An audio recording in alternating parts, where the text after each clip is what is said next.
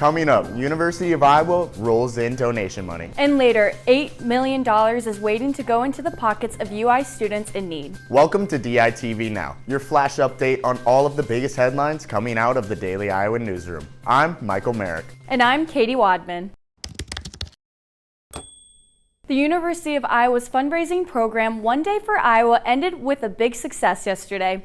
As of 7:30 p.m., the event raised over $550,000 with over 2,600 donors. So far, we are seeing great numbers as far as donors and dollars coming in. We've seen a handful of challenges already be met, so that's really great. We're getting those extra bonus dollars for certain areas. During the event, the UI annual giving program and student volunteers filmed thank you videos to donors. Yeah, and it's kind of cool to be able to show our perspective on things towards the donors so that they can see where their money's going towards and what else it can help with. University of Iowa students are eligible to apply for a second round of CARES Act relief funds. The UI Financial Aid Office has $8 million of funding to give out to undergraduate, graduate, and professional students. Those with the highest level of need will be prioritized. It's a tremendous position that financial aid is in. Generally, we don't have as much money even as we need. So to be in a position where we're going out saying, we have money, come and apply. The application closes March 31st. Once a student has gone on the website and applied, they'll see that it's a pretty quick and easy application. Last year, the UI distributed $16 million of relief funds. Students said they needed the money to cover living expenses after losing their jobs. Some students have U-bills right now. And if this money could help them pay that U-bill so that by April 12th, when early registration starts, their U-bill is cleared and they can register, that's really important. So that's one of the reasons we've ended the application on March 31st, is that we want to make sure that we can then quickly analyze the information and get the money out to people so that they can get those bills paid. The money will be given to the student directly. Cypher says she hopes the relief grants take off some stress from students as they finish out the semester. The new COVID-19 relief bill checks are gradually being sent out based on income levels. Checks are going out to individuals, businesses, and schools. While dependents now qualify to get direct payments, the funds will go directly to their parents. As we saw earlier with the CARES Act funding, many students lost their jobs during the height of the pandemic. Of course, a lot of students will work part-time, even if they're getting some financial aid in various sorts, that they end up working part-time in a lot of these service industry type jobs. The hope of the economic relief bill is to help communities and these businesses to get back on their feet after a year of lockdown. President Biden's administration recently announced student debt forgiveness for some people. DITV reporter Lauren Johnson is in the newsroom with more. Lauren, what is President Biden's plan for student debt forgiveness? The Biden administration recently announced that it will be canceling up to $1 billion of student loan debt. This student loan forgiveness is going to people who were defrauded by colleges. The Department of Education called this a first step, which indicates that there will be more loan forgiveness in the future. While $1 billion is a significant amount of money, some Democrats in Congress, including Senate Majority Leader Chuck Schumer, are calling on President Biden to forgive up to $50,000 per borrower. Previously, President Biden has stated that he supports $10,000 of student loan forgiveness.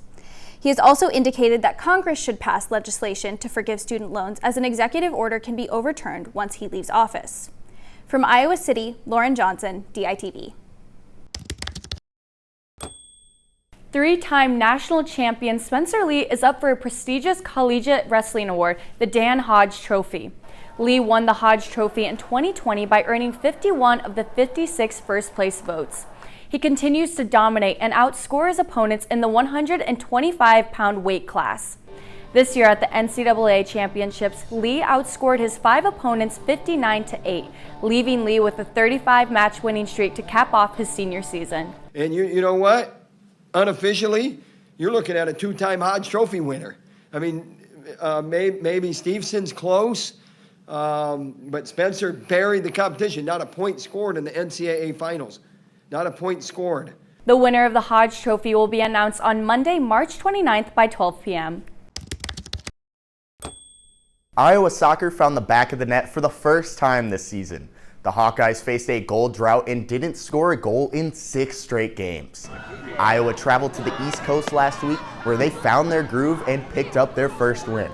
The Hawkeyes lost to Rutgers 1-2, but bounced back to beat Maryland 1-0. This is kind of the weekend where it all shifted for us. And so it's kind of a new beginning and like a turning point for us. And so hopefully we can just carry it through the rest of the season. Despite 7 straight losses, the Hawkeyes powered through their rough start to find chemistry on the field. One thing that the statistics really don't show is that each game we have gotten dramatically better. And so there's been a lot of growth from our first game against Wisconsin in February to where we are now. The Hawkeyes return to their home field to attack number 9 Penn State tomorrow at 4 p.m.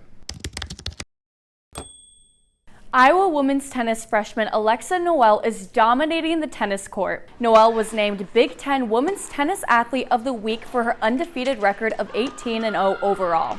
Noel has led the Hawkeyes to 8 conference wins this season. This is their highest win since 2006. Noel also ranks number 24 in the International Tennis Association for women's single matches. This is the highest ranking in Iowa women's tennis history. Noel and the Hawkeyes return to the court this Sunday to battle the Nebraska Cornhuskers at 11 a.m. The University of Iowa hosted a virtual panel this past Saturday titled STEM and Race, Can We Talk? Panelists discussed the lack of representation of people of color at the University of Iowa and in general.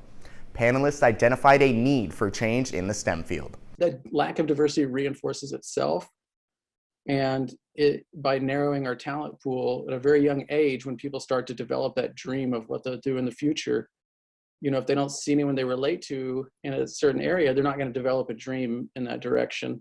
Students shared personal experiences and respective changes they would like to see met by the STEM faculty. This is happening every day. And this is something that, we're trying to change. But, just to have it really brought home that it is really urgent that we do everything we can to change and to help affect that change in our departments and, in the university. Examining the issues surrounding race and STEM are pivotal in making a difference in the lives of UI students.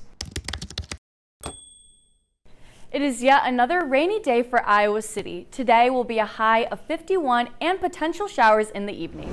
Thanks for tuning in to DITV Now. We'll be back tomorrow with the latest on the University of Iowa, Iowa City, and Hawkeye Nation. From Iowa City, I'm Michael Merrick. And I'm Katie Wadman. Have a great day.